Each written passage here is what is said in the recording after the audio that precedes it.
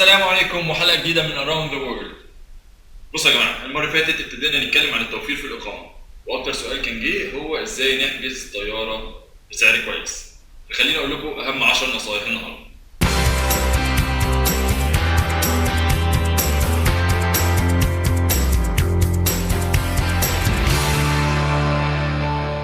واحد، ابعد عن المواسم والأعياد.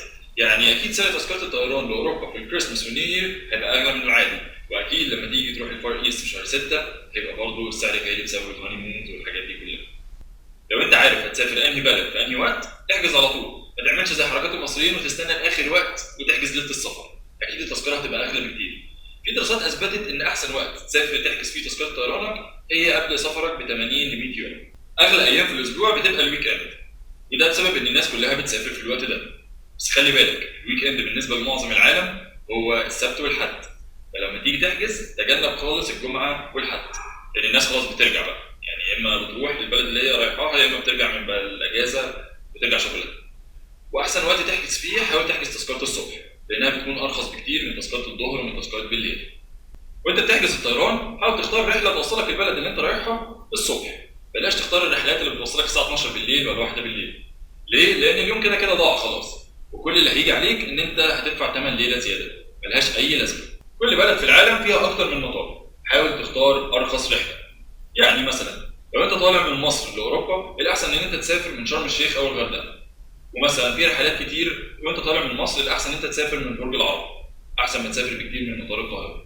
ونفس الكلام في البلد اللي انت هتوصل لها، حاول توصل على ارخص مطار.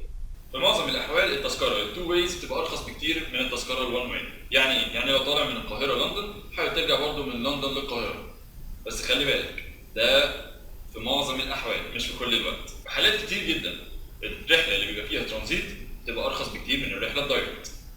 وليها ميزه ثانيه ان انت لو واقف ترانزيت طويل شويه في اي بلد ممكن تخش البلد دي وهي رحله ببلاش.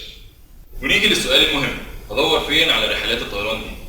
في مواقع على النت وظيفتها الاساسيه هي الحاجه دي، يعني زي اكسبيديا، تشيب وير، ترافلوكا، مواقع كتير قوي. بالنسبه لي اكتر موقع بحبه هو سكاي سكانر.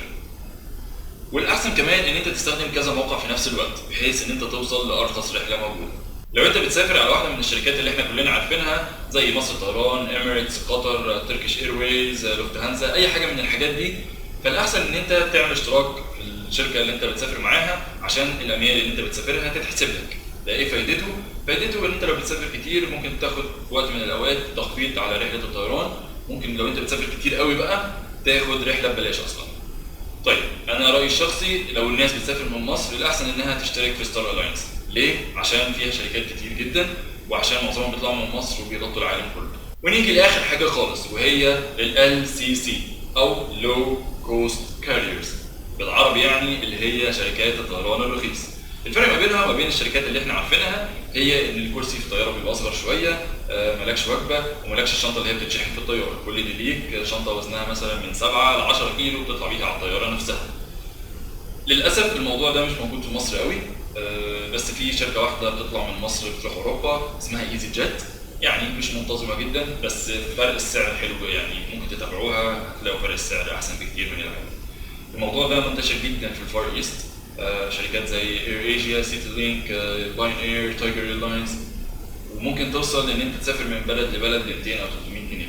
فالموضوع يستاهل، يعني يا رب يوم من الايام كده نشوف شركه مصريه بتعمل الموضوع ده في مصر يا رب. دي كانت نصايح سريعه كده ازاي تجيب ارخص تذكره طيران وانت مسافر. في تفاصيل كتير ما اتكلمناش فيها عشان بس مده الفيديو ما يبقاش طويله، ان شاء الله هعمل لها فيديوهات مخصوص الفتره الجايه. لو عجبكم الفيديو يا ريت تعملوا له شير عشان يوصل لناس اكتر، وممكن تشوفوا الحلقات اللي فاتت وتعملوا سبسكرايب على اليوتيوب شانل عشان تشوفوا الحلقات الجايه. ولو عندكم اسئله يا ريت تكتبوها لي عشان هي دي اللي هعمل على اساسها الفيديوهات الجايه ان شاء الله. يلا مع السلامه.